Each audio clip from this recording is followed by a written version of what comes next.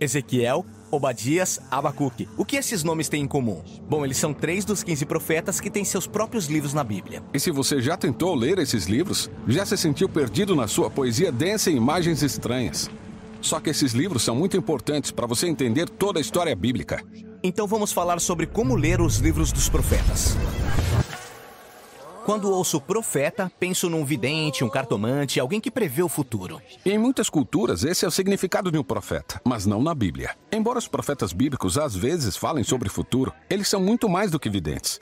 Como devemos pensar? Bom, eles eram israelitas que tiveram um encontro radical com a presença de Deus e foram comissionados para falar em seu nome. Como se fosse um representante. Isso, e o mais importante para eles era a parceria que existia entre Deus e os israelitas. Certo, a parceria. Deus libertou Israel da escravidão do Egito e convidou o povo a se tornar uma nação de justiça e generosidade para representar o caráter de Deus às outras nações. Portanto, essa parceria exigia que todos os israelitas confiassem e fossem fiéis somente ao seu Deus. Na Bíblia, essa parceria é chamada de aliança. Mas os líderes, os sacerdotes, os reis desviaram Israel e a aliança foi quebrada. E é aí que os profetas entram em cena para lembrar Israel do seu papel na parceria. E fazem isso de 3 maneiras. Em primeiro lugar, eles estão constantemente acusando Israel de violar os termos da aliança. As acusações geralmente incluem idolatria, alianças com outras nações e seus deuses, e injustiça contra os pobres. Como se eles fossem os advogados da aliança. Exato. Em segundo lugar, os profetas chamavam Israel para se arrepender.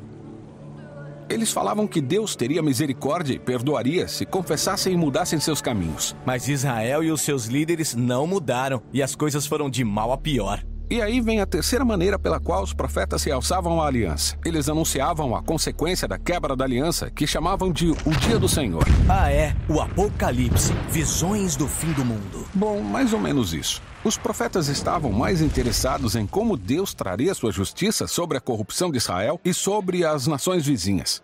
Ao explicar esses eventos, eles usavam imagens cósmicas. Imagens cósmicas? Sim, como Jeremias. Ele descreveu o exílio dos israelitas na Babilônia como a destruição da própria criação. A terra se dissolve em caos e desordem. Não há luz, animais ou pessoas. Ou Isaías descrevendo a queda da Babilônia como o cosmos se desmoronando, estrelas caindo do céu, o sol escurecendo. Para os profetas, quando Deus age na história humana para trazer justiça, isso é um dia do Senhor. Ah, então os profetas não estão falando sobre o fim do mundo. Bom, peraí. Tem muita coisa aqui.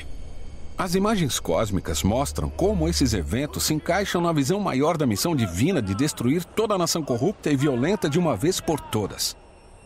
Os profetas se importavam com o presente e o futuro, e as imagens cósmicas permitiam que eles falassem sobre os dois ao mesmo tempo. Entendi. O Dia do Senhor significa problemas para quem é parte da Babilônia. É boa notícia se você espera pelo reino de Deus. O Dia do Senhor apontava para a volta dos exilados para Jerusalém.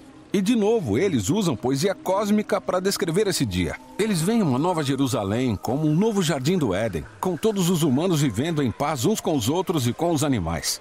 E existe um novo rei messiânico que restaura o reino de Deus em uma nova criação.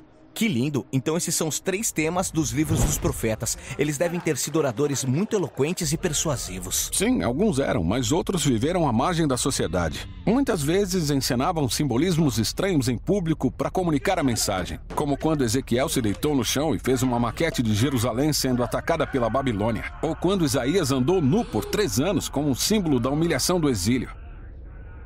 Então as pessoas prestavam atenção neles? Na verdade, não. As histórias desses livros mostram que os profetas eram uma minoria geralmente ignorada pelos líderes de Israel. E seus escritos eram literatura de resistência. Eles eram ignorados pela maioria até o exílio babilônico, quando seus avisos se tornaram realidade. Depois disso, as pessoas levaram a palavra deles a sério. Sim, a obra desses primeiros profetas foi herdada por profetas anônimos posteriores, que estudaram esses textos profundamente. Eles que organizaram as escrituras hebraicas como nós as conhecemos, incluindo os livros dos profetas. E existem 15 livros de profetas. Os 3 maiores são Isaías, Jeremias e Ezequiel. E então vem uma coleção de 12 obras menores que estão juntas em um único pergaminho. Em cada um desses livros, lemos histórias sobre os profetas e seus poemas e visões, para mostrar o significado cósmico da história de Israel, como Deus transformaria sua história trágica de fracasso e exílio em uma história de esperança e restauração para todas as nações. E os profetas realmente se importavam com essa mensagem dupla de advertência profética e esperança.